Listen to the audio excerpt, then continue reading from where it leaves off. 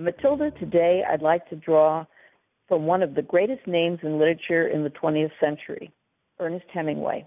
In Death in the Afternoon, he wrote, "No matter how good a phrase or a simile he may have, if he puts it in where it is not absolutely necessary and irreplaceable, he is spoiling his work for egotism.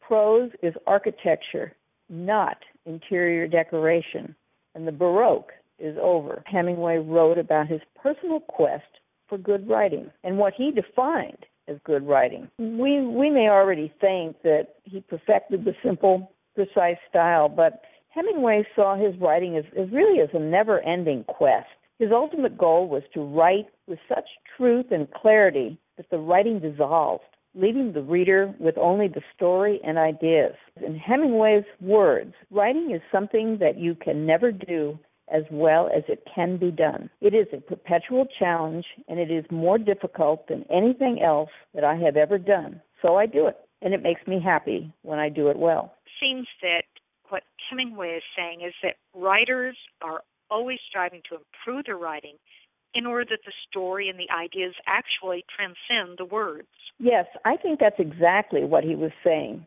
And I believe that writers at every level of ability can find both solace and encouragement in Hemingway when he wrote, quote, "I love to write, but it has never gotten any easier to do, and you can't expect it to if you keep trying for something better than you can do."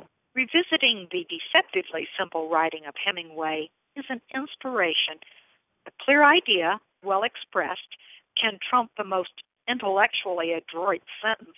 We should all resurrect Hemingway every so often and seek to write the one true sentence, as Hemingway described it. And Matilda, I'd like to close out this Writing in 5 quick tip with this little reading.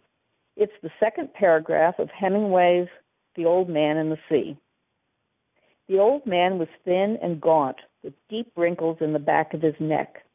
The brown blotches of the benevolent skin cancer the sun brings from its reflection on the tropic sea were on his cheeks.